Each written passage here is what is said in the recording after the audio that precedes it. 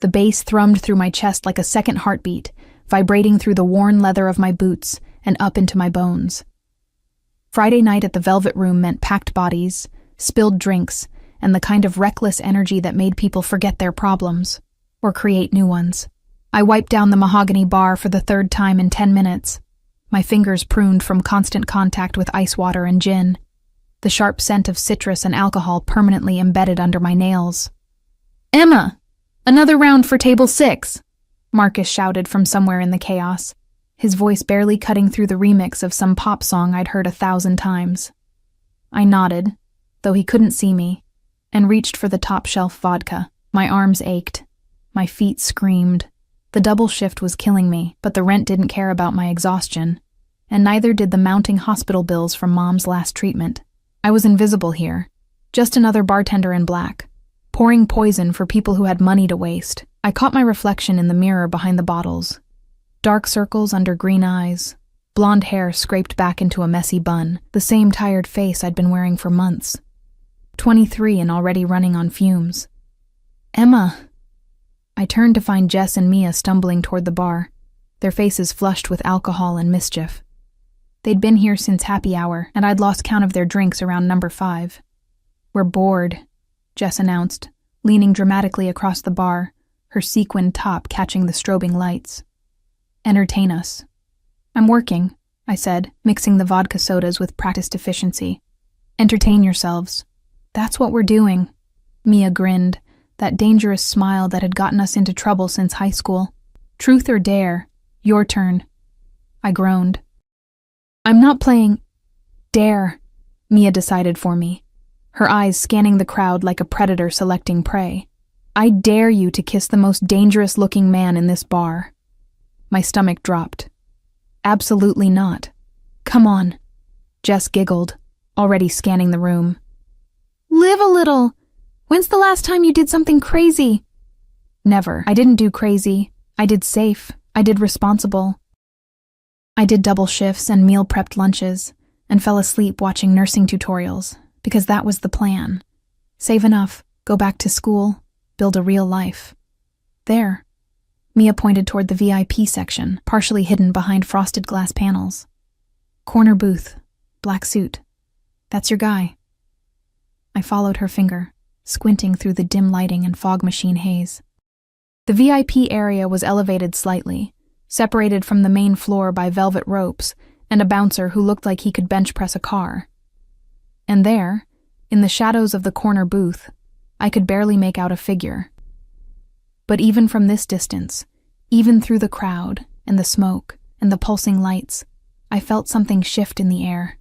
He sat utterly still while chaos swirled around him, an island of calm in a sea of drunken movement. I couldn't see his face clearly, just the sharp cut of his jaw, the way the dim light caught on dark hair styled with precision, the breadth of shoulders that filled out a suit that probably cost more than my car. 3 men flanked him, standing rather than sitting, their eyes constantly scanning the room with the focused intensity of guard dogs. "Him?" My voice came out smaller than I intended. "Unless you're scared," Mia sing-songed. I wasn't scared. I was sensible. There was a difference. But sensible hadn't gotten me anywhere except exhausted and broke. Sensible meant another Friday night watching other people have fun while I cleaned up their messes. And maybe it was the exhaustion, or the frustration, or the way Jess and Mia were looking at me with pitying eyes that said, "Poor Emma, always so careful, always so boring." "Fine." The word escaped before I could stop it. "What?" Jess's eyes widened. "I'll do it." My heart hammered against my ribs. "1 kiss. Then you 2 leave me alone for the rest of the night," Mia squealed, clapping her hands. "Yes. Go before you chicken out." I untied my apron with shaking fingers, my mouth suddenly dry. This was insane. This was the opposite of everything I stood for. But my feet were already moving, carrying me around the bar, through the press of bodies that smelled like expensive cologne and desperation. The bouncer at the VIP rope looked at me like I was a stray dog wandering into a palace. "I need to..." I gestured vaguely toward the corner booth. "Deliver a message." He didn't move. "From?" The bar. It wasn't technically a lie. He studied me for a long moment, then spoke into an earpiece I hadn't noticed. After a pause, he unclipped the rope. Make it quick. My palms were sweating. The VIP section was quieter, insulated somehow from the chaos below. The carpet was thicker here, muffling sound. The lighting was softer, amber instead of strobing neon. And with each step closer to that corner booth, the air seemed to grow heavier, charged with something I couldn't name. I could see him better now, mid-30s maybe. Dark hair swept back from a face that was all brutal angles. Sharp cheekbones. A nose that looked like it had been broken and reset. A mouth that suggested neither smiles nor sympathy came easily. But it was his eyes that stopped me cold. Even in the shadows, they were striking. Dark, bottomless, the kind of eyes that saw everything and revealed nothing. He didn't look at me. Not at first. He was listening to one of his men, who leaned in close to whisper something. But then, as if sensing my presence, his gaze lifted and locked onto mine. The world contracted to that single point of connection. I forgot how to breathe. He didn't smile, didn't speak. Just looked at me with the intensity of a predator considering whether something was prey or threat, and I felt stripped bare under that assessment. Every fear, every secret, every desperate hope laid out for examination. My voice cracked. I cleared my throat, forced myself to take the last few steps to his table. Hi. One of his men moved to intercept me, but the man in the suit raised a single finger, barely a movement, and the guard froze. Hi, I said again, brilliantly. My prepared explanation evaporated. The dare suddenly seemed impossibly stupid, childish. This man wasn't someone you played games with. Everything about him screamed danger, from the perfectly tailored suit that couldn't hide the muscle beneath to the way his men positioned themselves like soldiers awaiting orders. You are lost. His voice was low, accented, Italian maybe, each word precisely chosen. Not a question. A statement. No, what was I? An idiot? Someone who let her drunk friends make her decisions? I'm supposed to deliver something. His expression didn't change, but something flickered in those dark eyes. Amusement? Interest? And what are you delivering? This was it. The moment to back out, to laugh it off, say I had the wrong table, retreat to the safety of my bar where I belonged. Instead, I leaned down, my heart thundering so loud I was sure he could hear it, and pressed my lips to his. I meant for it to be quick, a peck. Evidence for Jess and Mia that I'd completed their stupid dare, but the moment my mouth touched his, everything changed. He went utterly still, that deadly stillness of a snake before it strikes. His lips were warm, firm, and for one suspended heartbeat, neither of us moved. I could smell him. Expensive cologne with notes of cedar and something darker, leather and smoke and power. Could feel the heat radiating from his body, the coiled tension in his absolute lack of response. Then his hand came up, fingers curling around the back of my neck with shocking gentleness. And he kissed me back. It wasn't gentle. His mouth moved over mine with the confidence of a man who took what he wanted, his grip on my neck firm enough to keep me exactly where he wanted me. The kiss deepened, turned hungry, and I gasped against his mouth, which was apparently an invitation, because his tongue swept past my lips, tasting, claiming, possessing. I should have pulled away, should have remembered this was a dare, a game, a stupid mistake, but I was drowning in sensation. The skilled movement of his mouth, the possessive grip of his fingers threaded through my hair, the way my body responded without permission. Leaning into him like he was gravity, and I was helpless against the pull. When he finally released me, I stumbled back, my lips swollen, my breathing ragged.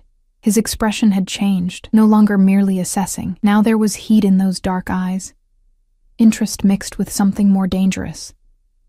What is your name? His voice was rougher now, the accent more pronounced. Emma. It came out as a whisper. Emma. He repeated it slowly, like he was tasting each syllable. Who sent you? No one. It was just... The truth was too embarrassing. A dare. Something shifted in his face. His men exchanged glances, and then, impossibly, The corner of his mouth lifted in what might have been a smile, though it held no warmth. "A dare," he repeated. "You kiss strange men on dares?" "You're my first," I admitted, then immediately regretted it. That almost smile widened fractionally. Fortunate for me, he leaned back, his fingers drumming once against the table, a gesture that somehow seemed significant. "What do you do? Emma, who kisses dangerous men on dares." "I'm a bartender. Here. I gestured vaguely toward the main floor. "Get back to work." "Yes," he agreed, but his eyes said something else entirely. I turned to leave, my legs unsteady, my mind reeling. What had I just done? Kissed a complete stranger in the VIP section like some kind of... "Emma," I froze at the sound of my name in his mouth. "I will see you again." It wasn't a question. It was a promise. I fled back to the bar, past the bouncer who watched me with new interest, through the crowd that suddenly felt suffocating.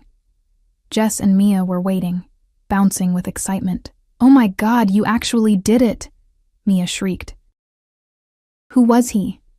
Jess demanded. He looked intense. I didn't answer. Couldn't, because I was staring at the corner booth, where the man in the black suit was speaking to one of his guards, his eyes never leaving me even as he gave what appeared to be instructions. And then I saw it. The way other patrons gave his section a wide berth, the way the manager himself appeared, nodding deferentially as he spoke to the man, the way even the security guard seemed nervous in his presence. "Emma?" Jess waved a hand in front of my face. "You okay? You look like you've seen a ghost." "Not a ghost. Something much worse. I just kissed someone important, someone powerful, someone who didn't belong in a place like this except by choice, and whose choice clearly meant something significant." The man stood, buttoning his suit jacket with practiced ease. His men formed a protective formation around him immediately, and as he walked toward the exit, people parting before him like water around a stone, he paused at the edge of the VIP section. Our eyes met across the crowded bar. He touched 2 fingers to his lips, then pointed at me, acclaiming. A mark. A promise. Then he was gone, swallowed by the night and his entourage, leaving me trembling behind my bar with the taste of cedar and danger still on my tongue, and the terrible, creeping realization that I had just made a mistake I couldn't unmake. My phone buzzed. A text from an unknown number. "Your shift ends at 2 a.m. My car will be waiting. Don't run, Emma. It will only make things more interesting." The blood drained from my face. How did he have my number? How did he know my schedule? I looked up to find Marcus staring at the corner booth, then at me, his face pale.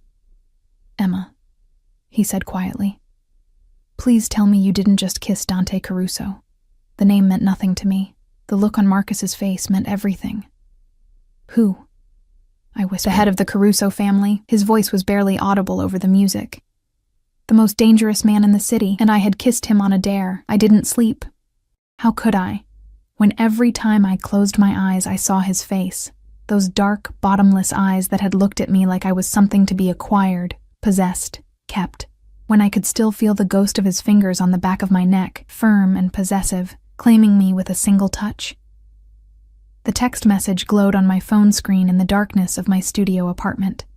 I'd read it so many times the words were burned into my retinas. "Don't run, Emma." But I had run. Of course I had. The moment my shift ended at 2 a.m., I'd slipped out the back exit, the one that opened into the alley where we threw out the trash. I'd run 3 blocks before catching a bus, looking over my shoulder the entire time, my heart hammering against my ribs like it was trying to escape my chest. No black cars had followed me. No men in expensive suits had materialized from the shadows. I'd made it home, locked every lock on my door, all 3 of them, and then stood in my tiny shower until the water ran cold, trying to scrub away the feeling of being marked, claimed, seen. It didn't work. Now, as gray morning light filtered through my thin curtains, I stared at my ceiling and tried to convince myself it was over. He was probably used to women throwing themselves at him. The kiss meant nothing. The text was just a power play, a way to scare me because I'd had the audacity to approach him without permission. By Monday, he would have forgotten I existed. I almost believed it. My phone buzzed on the nightstand and I jumped, my heart leaping into my throat. But it was just my alarm, 7 a.m., time to get ready for my Saturday morning shift at the diner. Because apparently I was a glutton for punishment, working 7 days a week just to keep my head barely above water. The diner was a 15-minute walk from my apartment, a greasy spoon called Rosie's that served burnt coffee and even more burnt bacon to the same rotating cast of regulars who'd been coming here since before I was born. It was the opposite of the Velvet Room, fluorescent lights instead of strobing neon, cracked vinyl booths instead of velvet ropes, the smell of fryer oil instead of expensive cologne. Safe. Familiar. Mine. I tied my pink waitress apron around my waist and forced myself to smile at Mr. Peterson, who always ordered the same thing, 2 eggs over easy, wheat toast, black coffee, and always left exactly a 10% tip, counted out in quarters. "Morning, sweetheart," he croaked, his newspaper already spread across the table. The usual, "Coming right up." The morning crawled by in a blur of orders and refills and the mindless routine that usually soothed me. But today I couldn't focus. I mixed up orders, forgot to bring cream, dropped the entire pot of coffee that shattered across the checkered linoleum. "Emma? Honey?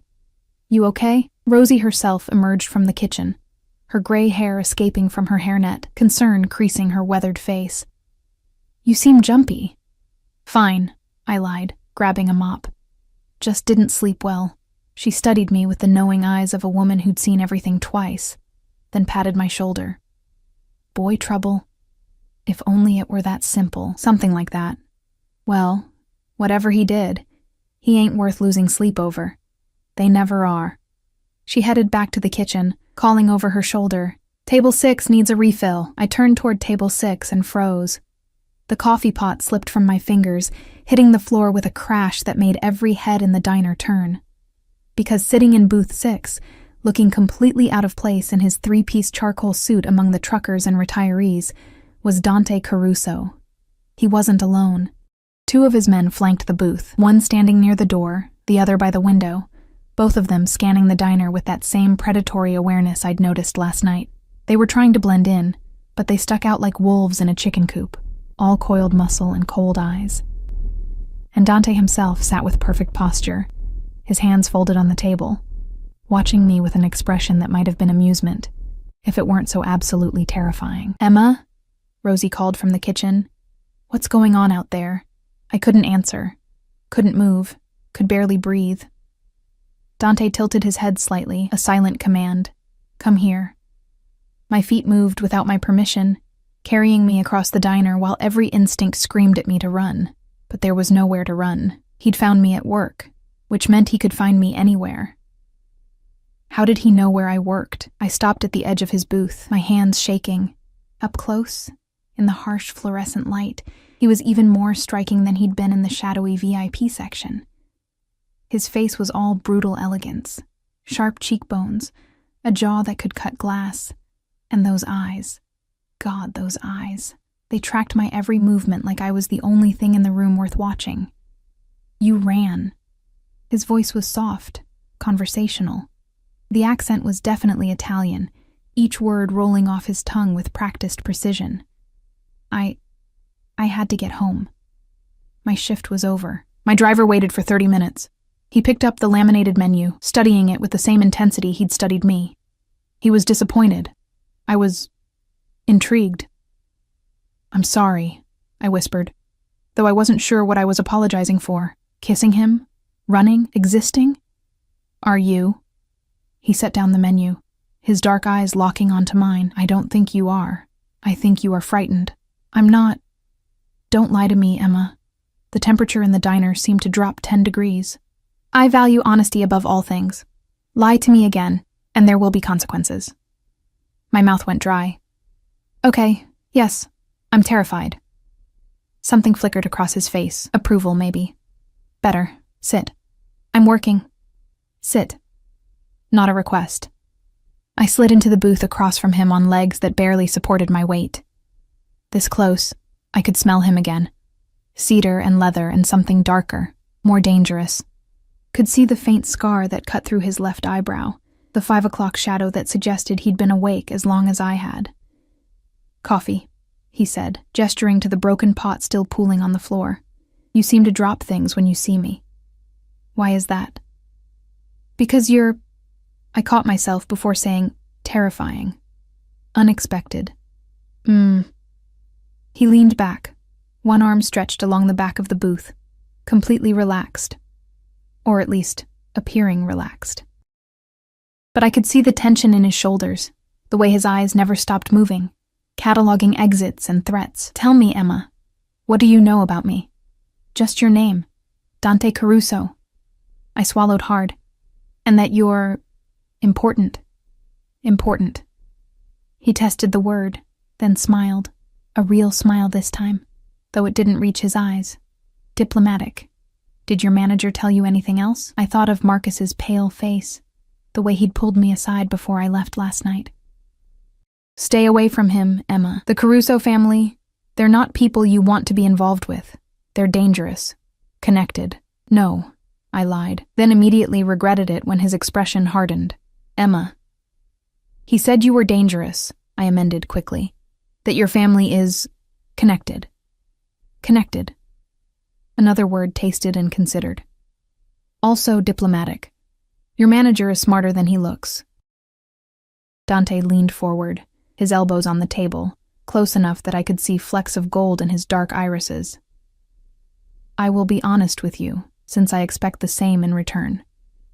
Yes, my family is connected. We have business interests that are not always... legal. We have enemies, we have power, and we protect what is ours with extreme prejudice. My hands were shaking so badly I had to clasp them in my lap. Why are you telling me this? Because you kissed me. He said it simply, like it explained everything. You walked into my section, looked me in the eye, and kissed me like you had every right to do so. No fear, no calculation. Just... impulse. It was a dare, I whispered. Yes, a dare. His fingers drummed once on the table. That same gesture from last night. Do you know how long it has been since someone approached me without wanting something? Without fear or greed or ambition? I shook my head. Neither do I. He reached across the table, his hand covering mine before I could pull away. His skin was warm, his grip gentle but unbreakable. You are either very brave or very stupid, Emma. I have not decided which. Stupid, I said immediately. Definitely stupid. That almost smile returned. Perhaps. But you intrigue me, and I am a man who is rarely intrigued. I'm nobody, I protested weakly. I'm just a waitress, a bartender. I'm broke and exhausted, and I have nothing you could possibly want. You have yourself. His thumb stroked across my knuckles, a possessive gesture that made my breath catch, and I find that I want to know you. Your story. Your dreams. Your fears. His grip tightened fractionally. Your taste. Heat flooded my face. Mr. Caruso. Dante. Dante, I corrected, testing his name on my tongue. It felt dangerous. Forbidden. I don't understand what you want from me. Neither do I. Not yet. He released my hand, leaving my skin feeling cold in the absence of his touch. But I will. Have dinner with me tonight. I have to work. Call in sick. I can't afford to. I will compensate you for the lost wages. He pulled out his phone, tapped something, and then my phone buzzed in my apron pocket. There. I have sent you the address. 8 o'clock. A car will collect you at 7:30. I pulled out my phone with shaking fingers. The text showed an address in the Upper East Side, the kind of neighborhood where apartments cost more than most people made in a lifetime. And below it, a notification from my banking app. A deposit. $5,000. My heart stopped. I can't accept this. You already have. He stood, buttoning his suit jacket with practiced ease. His men immediately moved to flank him, forming a protective formation. 8 o'clock, Emma. Don't run again. I would hate to have to chase you. The way he said it, soft, almost gentle, made it clear that he would chase me and that I wouldn't like what happened when he caught me. What if I say no? The question escaped before I could stop it. Dante paused, turning back to look at me with those bottomless dark eyes. For a long moment, He said nothing. Then he reached out, his fingers tilting my chin up, forcing me to meet his gaze. "You won't," he said simply. And then, impossibly, he leaned down and pressed a soft kiss to my forehead, a gesture so at odds with everything else about him that I gasped. He straightened, releasing me, and walked toward the door. His men followed, moving with synchronized precision. At the entrance, he paused, glancing back over his shoulder. "Wear something nice, Piccola. I'm taking you somewhere special." Then he was gone, leaving me shaking in the booth with $5,000 in my account and the certain knowledge that my life had just changed in ways I couldn't begin to understand. Rosie appeared at my elbow, her face pale. "Emma, honey, was that—" "I don't know," I whispered, even though I did. "You need to be careful." She gripped my shoulder, her fingers digging in hard enough to bruise. "Men like that, they're dangerous. They take what they want and they don't let go." I looked down at my phone, at the address glowing on the screen, at the money sitting in my account like a promise and a threat. "I know," I said. But even as I said it, even as fear coiled in my stomach like a living thing, I knew I would go. Because Dante Caruso had looked at me, really looked at me, and seen something worth wanting, and God help me, some desperate, broken part of me wanted to be wanted, even if it destroyed me. I stood in front of my closet at 6:30, staring at the pathetic collection of clothes hanging before me, like they might spontaneously transform into something appropriate for dinner with a Mafia boss. They didn't. 3 pairs of jeans, all faded, 2 work shirts, the black uniform from the Velvet Room, a sundress I'd bought at a thrift store 2 years ago, and in the very back, still wrapped in dry cleaner plastic, the navy blue dress I'd worn to my father's funeral. My hands trembled as I reached for it. "Wear something nice, Piccola." The Italian endearment had echoed in my head all day. "Little one." As if I were something small and precious, something to be protected rather than something to be feared. The contradiction made my head spin. This man who Marcus said was dangerous, who commanded a room with a single gesture, who had men willing to kill for him, calling me Piccola like I was delicate. The dress slipped over my head, the fabric whispering against my skin. It was simple. Modest neckline, hem just above the knee, long sleeves, respectable.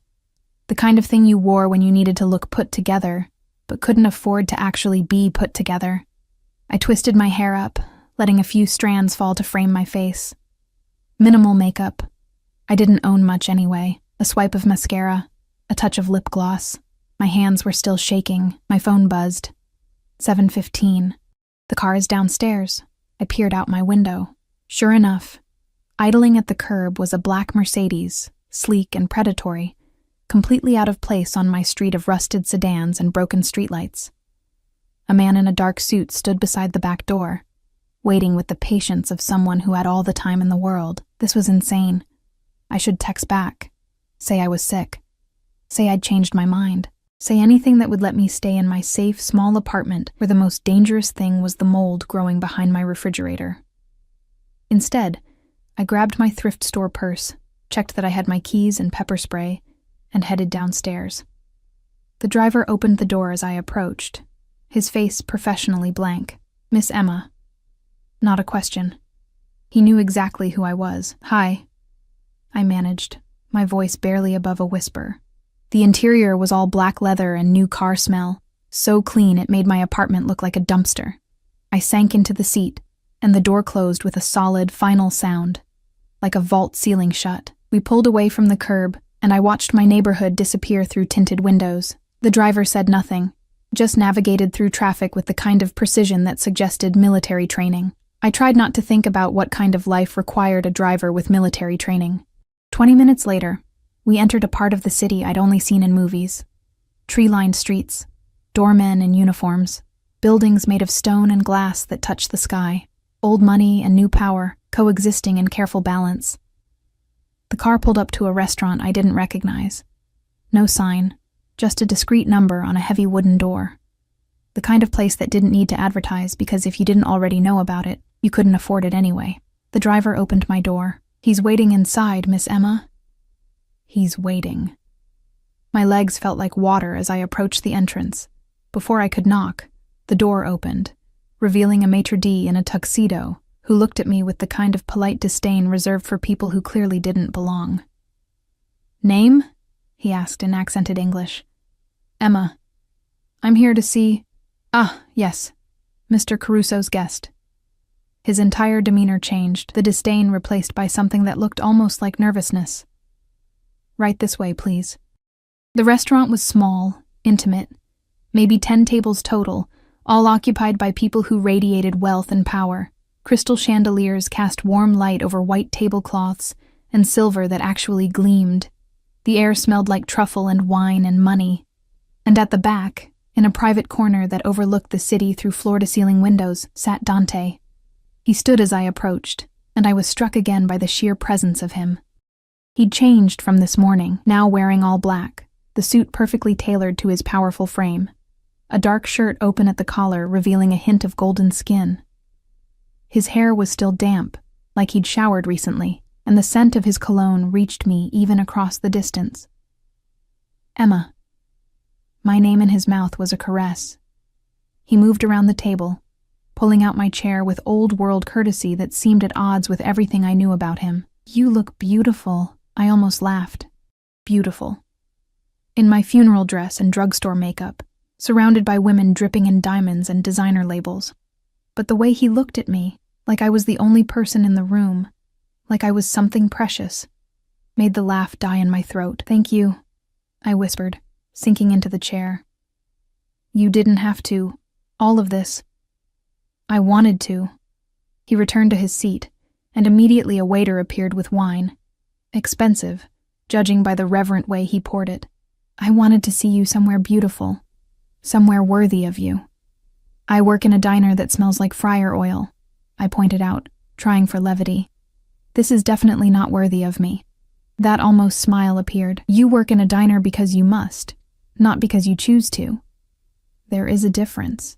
He lifted his wine glass. "To choices, Emma, and to second chances." I picked up my glass with trembling fingers, the crystal cold against my palm. "What are we having a second chance at?" "Everything." He took a sip, watching me over the rim. "Tell me about yourself, the real you, not the tired waitress or frightened bartender. Who is Emma?" The question was so unexpected, so genuinely curious, that I found myself answering honestly. "I don't know anymore. I used to be a nursing student. I was going to help people, save lives, make a difference."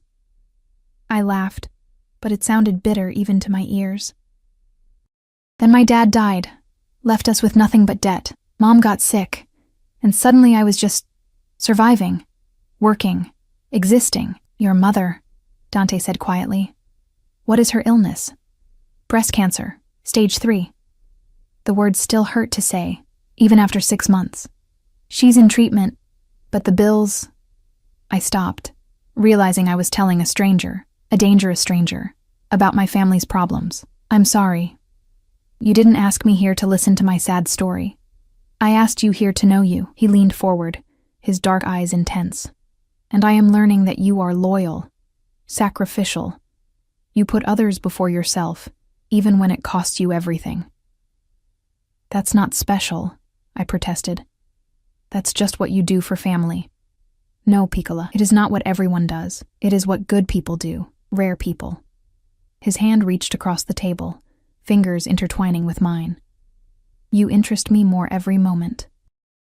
The waiter appeared with the first course, something delicate and artistic that I couldn't identify. Dante released my hand, and I immediately missed the warmth of his touch. "Eat," he commanded gently. "You are too thin. You do not take care of yourself." "I take care of my mom," I countered, but I picked up my fork. The food was incredible, course after course of things I couldn't pronounce, but that melted on my tongue like poetry. Dante watched me eat with undisguised satisfaction, barely touching his own plate. "Why did you kiss me?" he asked suddenly, between the third and fourth courses. The truth this time, not the dare. I set down my fork, my face heating. I don't know. My friends dared me, yes, but when I saw you, I struggled to find the words. You looked so alone, surrounded by people but completely alone. And I thought, just for a second, what would it be like to be someone who could reach someone like you? Someone untouchable. His expression shifted, something raw and almost vulnerable flashing across his face before his mask slammed back into place. Alone, he repeated softly. Yes. I am very alone, Emma. By choice, mostly. By necessity, always. Why? The question slipped out before I could stop it. Because caring about people makes you weak. He said it matter-of-factly, like reciting a lesson learned long ago. People you care about become targets, leverage, weapons that can be used against you. That sounds like a terrible way to live. It is the only way to live and survive in my world. He paused as the waiter delivered dessert, something chocolate and decadent. But you make me want to be reckless, to take risks I should not take. My heart hammered against my ribs. What kind of risks? Instead of answering, he stood, moving around the table with predatory grace. He offered his hand. Dance with me. There's no music. As if on cue, soft jazz began playing from hidden speakers. The other diners didn't even look up, as if the entire restaurant existed solely to serve Dante's whims, because it probably did. I let him pull me to my feet, lead me to a small open space near the windows. The city sprawled below us, lights twinkling like fallen stars, while Dante's arm slid around my waist, pulling me close enough that I could feel the heat of his body through our clothes. I don't really know how to dance, I admitted as he began to move, guiding me effortlessly. Then let me lead. His breath was warm against my ear. Trust me, Emma. Trust him. Trust a man who admitted to running a criminal empire, who had people killed, who lived in a world of violence and power I couldn't begin to understand.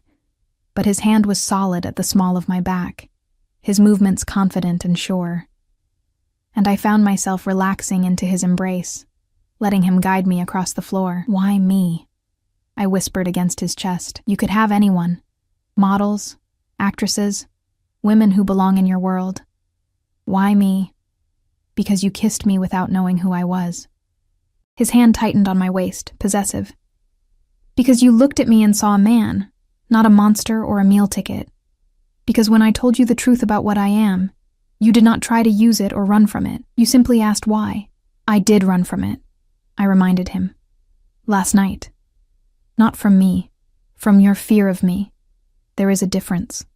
He pulled back slightly, tilting my chin up with his free hand. I am not a good man, Emma. I have done terrible things. I will do terrible things again, but with you. His thumb brushed across my lower lip, his eyes following the movement. With you, I want to try to be better. Dante? He kissed me. Not like in the bar, hungry and demanding. This was different, softer, searching, like he was trying to memorize the taste of me, the feel of me, like I was something precious he was afraid might break. I kissed him back, my hand sliding up his chest to curl around his neck, and felt something shift between us, something dangerous and inevitable, like a storm gathering on the horizon. When he finally pulled away, his breathing was ragged, his eyes black with desire. Come home with me, he said. Not a command, a request. Let me show you my world. Let me keep you safe. Safe? I laughed shakily. You're the most dangerous thing that's ever happened to me. Yes, he agreed. But I am dangerous for you, not to you.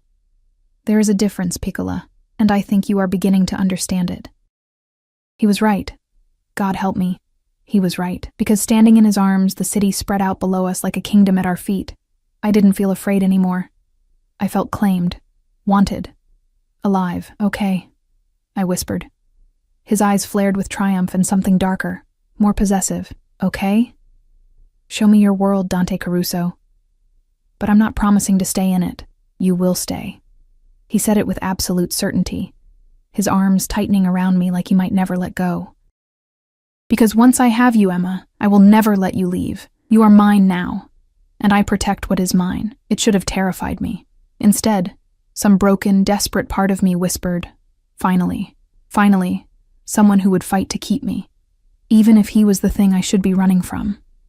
Dante's penthouse occupied the entire top floor of a building that touched the clouds. The elevator ride was silent, charged with an electricity that made my skin prickle. He stood beside me, his hand resting possessively at the small of my back, his presence overwhelming in the confined space.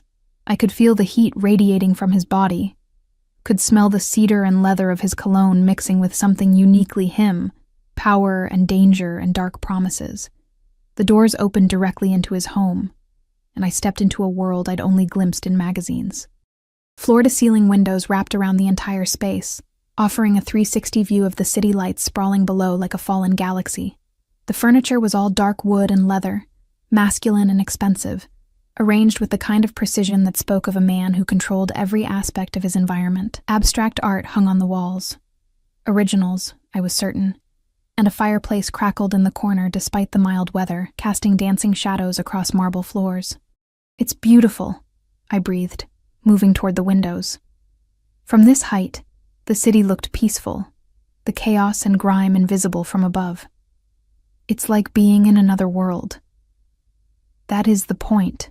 Dante shrugged off his suit jacket, draping it over a chair with casual grace. He moved to a bar cart, pouring amber liquid into crystal glasses. "Up here I can pretend the rest does not exist, that there is only this, only peace." He handed me a glass, his fingers brushing mine, and I took a sip.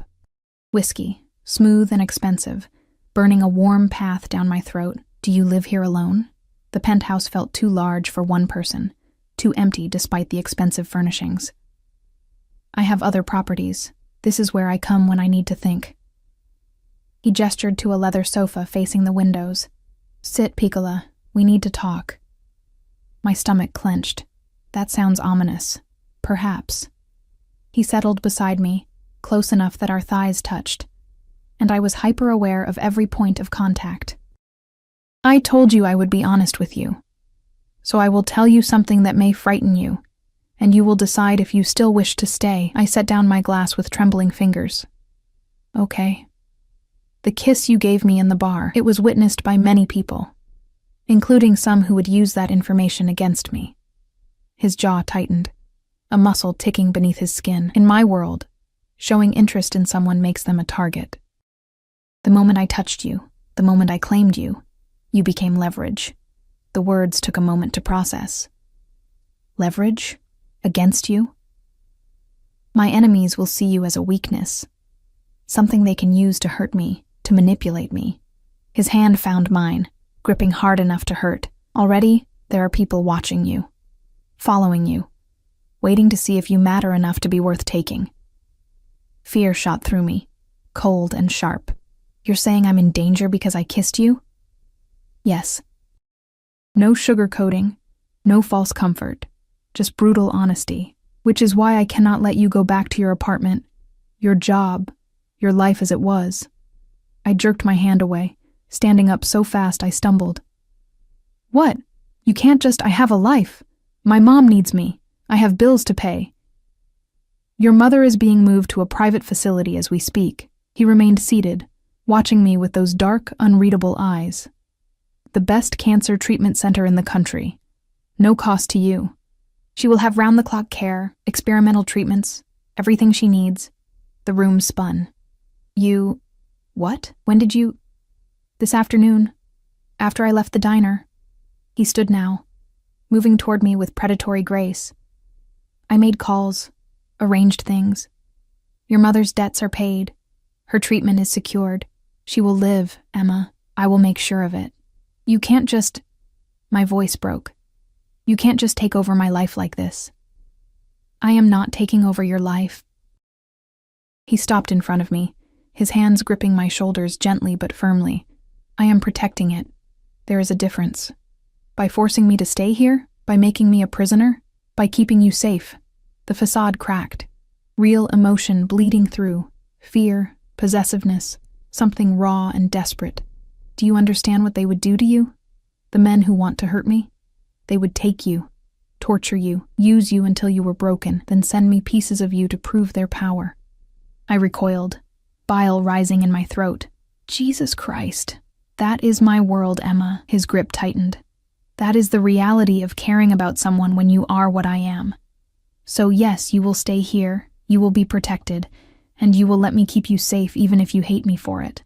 I don't hate you, I whispered, and was shocked to realize it was true. I'm terrified. Of you, of this, of what you're offering. Good. Fear keeps you careful.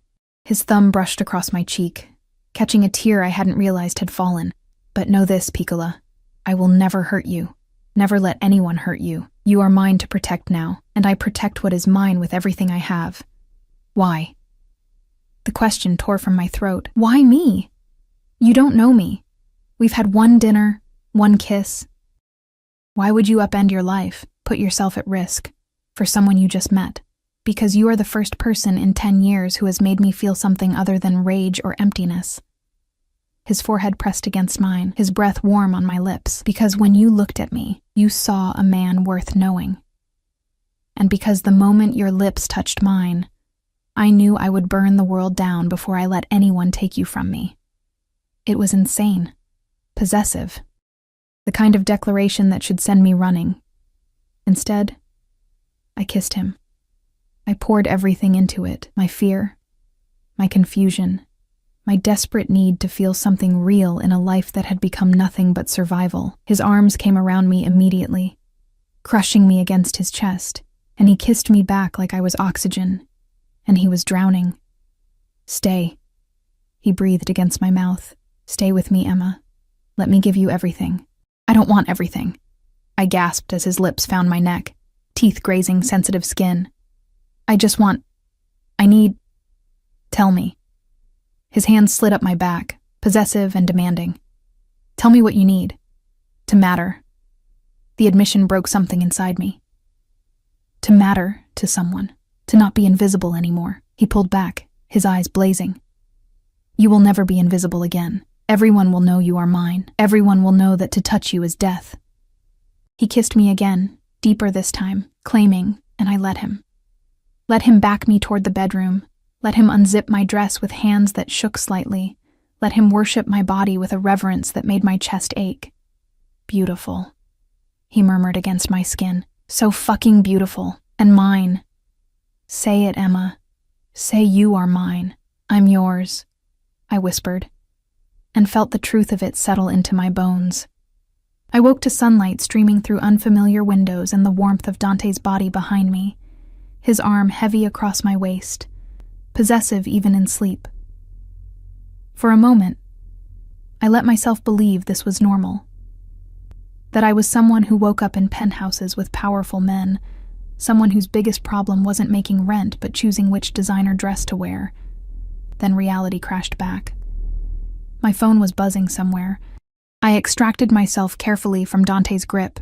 He barely moved, though I noticed his breathing changed, suggesting he wasn't as asleep as he appeared, and found my purse on the floor. 7 missed calls from Rosie, 3 from Marcus, 12 texts from Jess and Mia demanding to know where I was, and 1 from an unknown number. Enjoy him while you can. He always loses what he loves. You'll be no different. My blood ran cold. What is it? Dante was behind me instantly, fully alert despite having been asleep seconds ago. His eyes scanned the message, and his expression turned to stone. Fuck. Who is that? Who sent this? Someone who wants to frighten you. Someone who will die for this. He took the phone, his fingers flying across the screen. I need you to listen to me very carefully, Emma. From this moment forward, you do not go anywhere without my men. You do not answer calls from numbers you don't recognize. You do not... Dante. I gripped his arm, forcing him to look at me. Who sent this? He was silent for a long moment, warring with himself. Finally, probably the Moretti family. They have been trying to undermine me for years. If they know about you. His jaw clenched. This is my fault. I should have been more careful. Should have protected you better. You're not God, I said quietly. You can't control everything. I can try. He pulled me against him, his arms like steel bands. I will try, Emma. I will keep you safe. A knock at the bedroom door made me jump. Dante called out something in Italian, and one of his men entered, his face grim. They spoke rapidly in Italian, Dante's expression growing darker with each word. Finally, he turned to me. Your apartment was broken into last night. Ransacked. They were looking for you. The room tilted. My things. are being collected and brought here. But Emma, he cupped my face in his hands, forcing me to meet his eyes. You cannot go back there. Ever. Do you understand? That life is over. You are mine now, and you will stay where I can protect you. My mom is safe. I have men watching her. No one will touch her, I swear it. His thumbs brushed across my cheekbones. But you must trust me. Must let me keep you safe. I should have been terrified. Should have demanded my freedom, my life back. Instead, I nodded, because the truth was, I had nothing to go back to. No apartment. No safety. No life that wasn't defined by exhaustion and fear and barely surviving. And Dante, dangerous, possessive, violent Dante, was offering me something I'd never had. Protection, security, the promise that I mattered enough to fight for. Okay, I whispered, I'll stay. The relief on his face was almost painful to witness. He kissed my forehead, my cheeks, my lips. Gentle kisses that contrasted sharply with the violence I knew he was capable of. I will make them pay for frightening you, he promised against my mouth. Everyone who dared to threaten what is mine will learn the cost of such foolishness. Don't. I gripped his shoulders. Don't do anything that will get you killed. I can't. I've lost too many people already. Something shifted in his expression, softening. You care for me. Of course I care for you, you idiot. I stopped, realizing what I was about to admit. I am what? He prompted. A rare, genuine smile playing at his lips. You're the first person in years who's made me feel like I'm worth protecting. The admission hurt, like I'm worth more than just what I can do for other people. You are worth everything, Piccola. He kissed me deeply, thoroughly, and I will spend every day proving it to you. The buzzer sounded. Someone at the private elevator. Dante stiffened, instantly alert, reaching for the gun I hadn't noticed on the nightstand. Stay here, he commanded, already moving. Dante, stay here. The words were steel, allowing no argument. He disappeared into the living room, and I heard voices, his men, speaking rapidly in Italian. Then a woman's voice, cultured and cold, cutting through the discussion. Where is she? Where is the little nobody who thinks she can replace me? My stomach dropped, because I knew that tone, knew the venom, the entitlement, the rage of a woman scorned. Dante had told me about his world, his enemies, his business, but he hadn't told me about her. And as I heard her heels clicking across his marble floors, heading directly for the bedroom, I realized his most dangerous enemy might not be the Moretti family. It might be the woman who thought she owned him first. She was beautiful.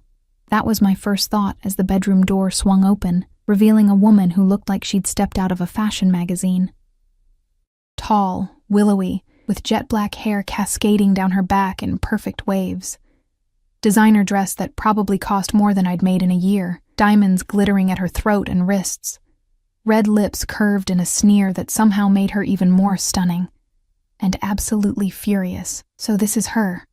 She looked me up and down with the kind of disdain reserved for insects.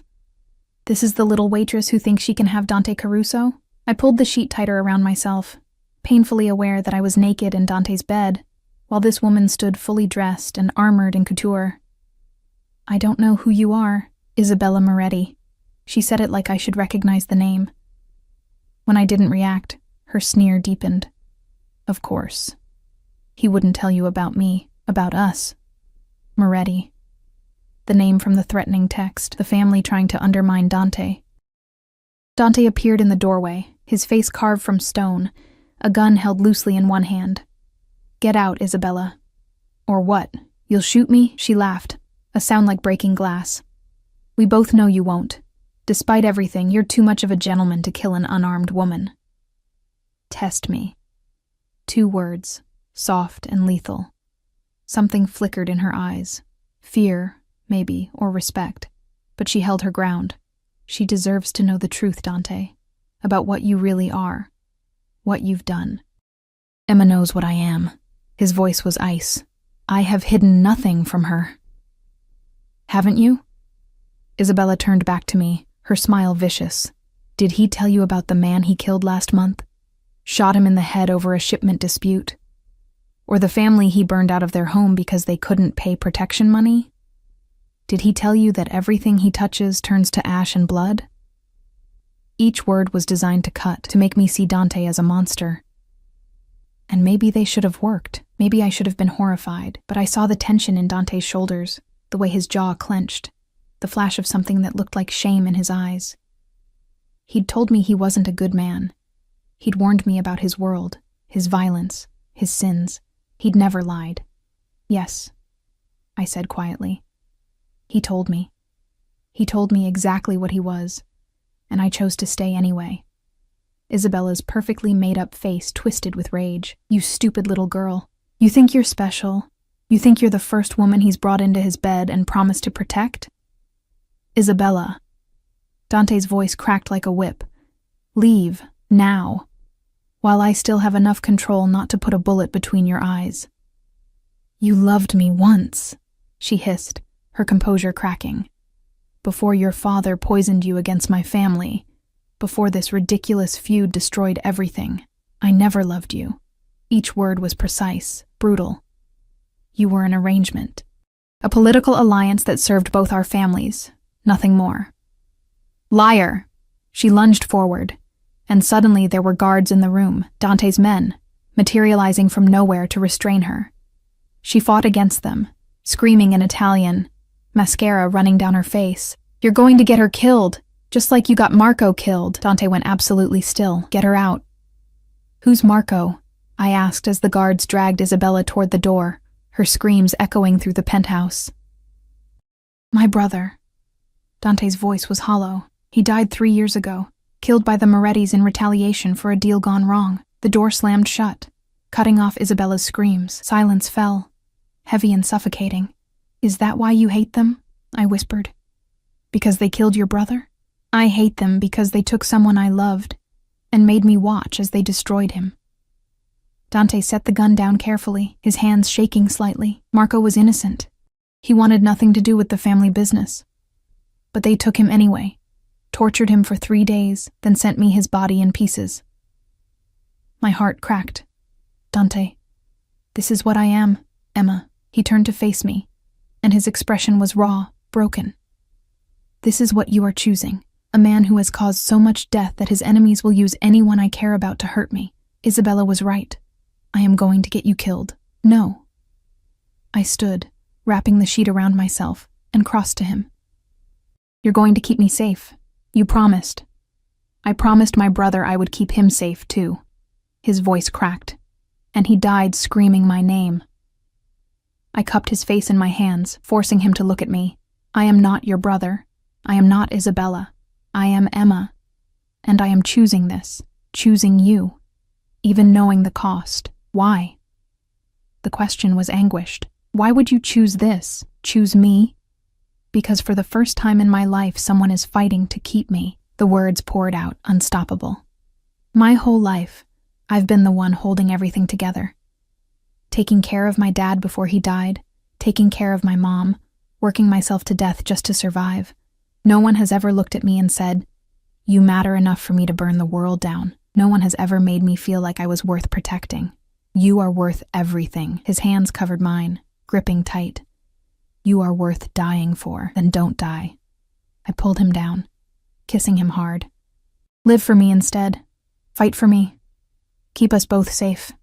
He kissed me back desperately, his arms crushing me against him like he was afraid I might disappear.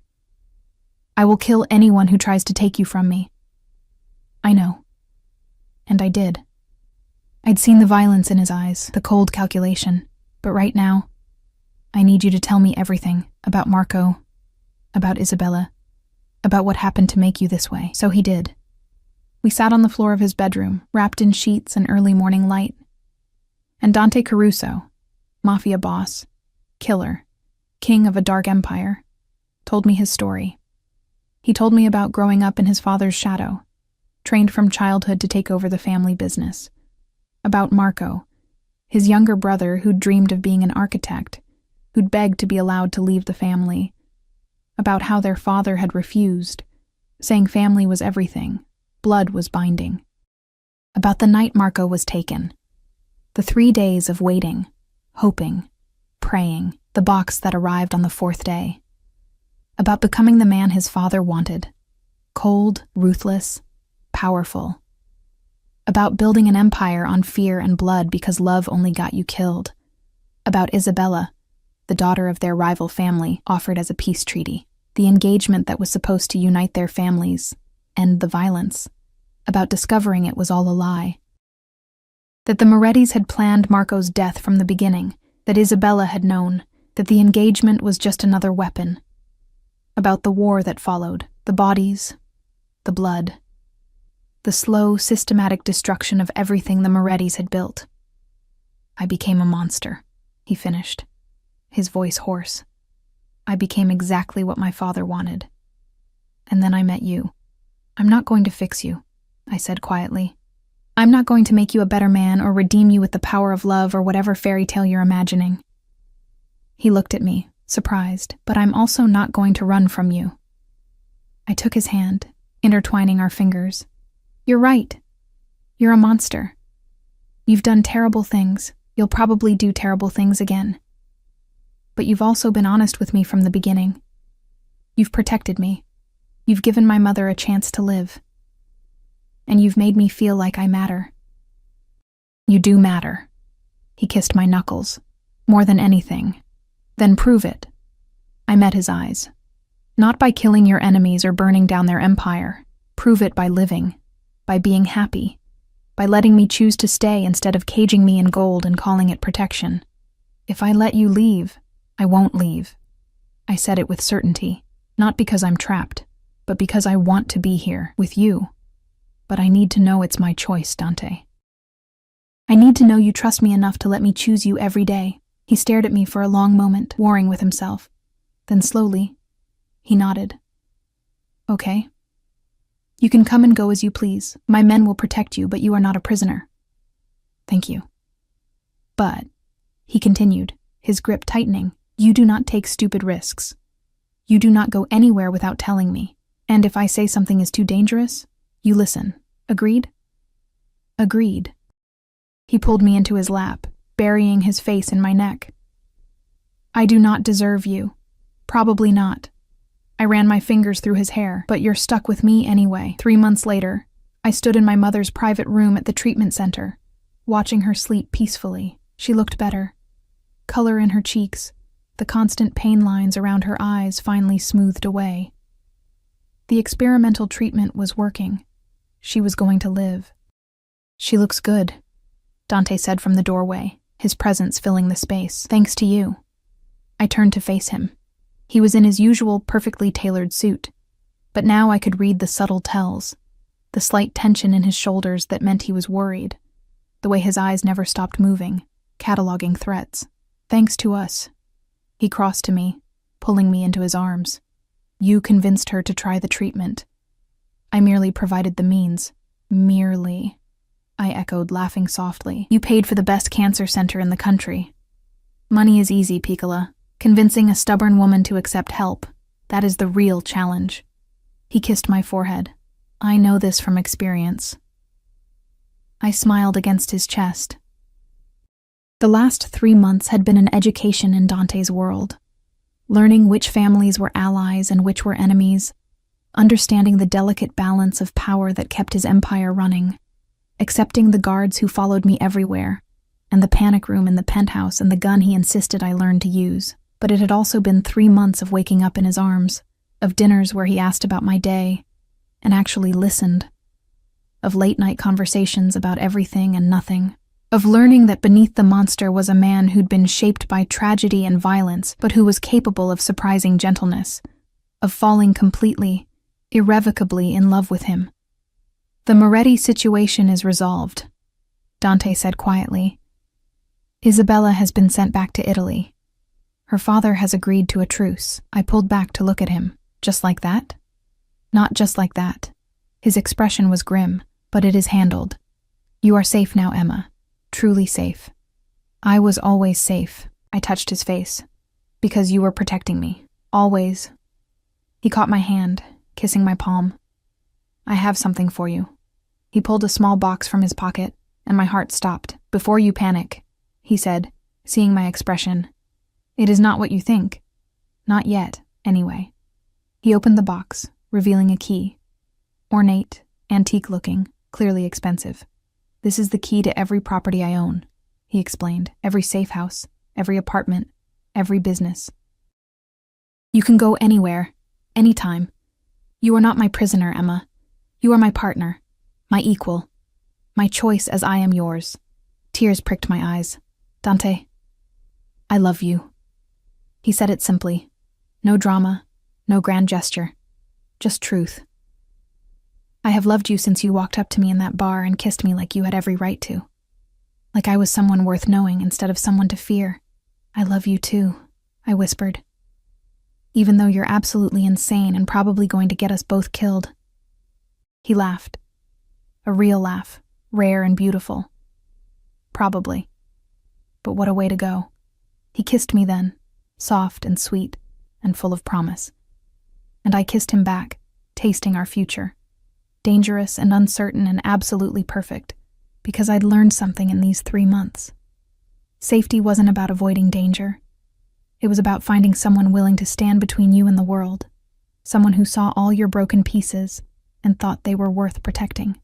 And Dante Caruso, monster, killer, king of a dark empire, was mine, just as I was his. Take me home, I murmured against his lips. You are home, Piccola. His arms tightened around me. Wherever I am, you are home. And for the first time in years, standing in his arms with my mother healing and my future uncertain but filled with possibility, I believed it. I was home. Not in a place, but in the arms of a dangerous man who loved me enough to let me choose him every single day.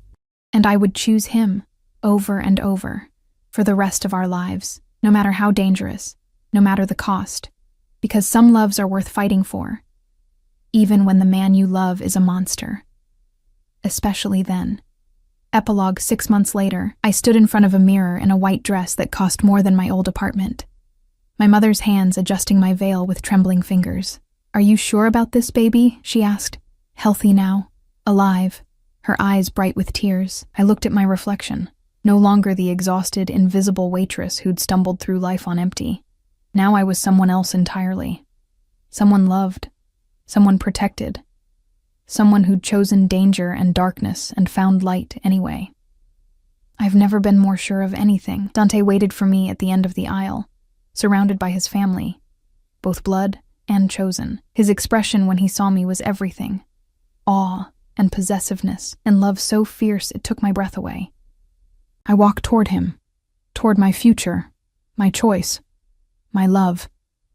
And when he took my hand, sliding a ring onto my finger with hands that had killed but would only ever worship me, I knew I'd made the right choice, the dangerous one, the one that saved us both. I love you, Mrs. Caruso, he whispered, as we were pronounced husband and wife. I love you too, I whispered back. My beautiful monster. He kissed me then, in front of everyone, claiming me one final time, and I kissed him back, choosing him one final time, though I knew it wouldn't be the final time. I would choose him every day for the rest of our lives. That was my promise, my vow, my forever.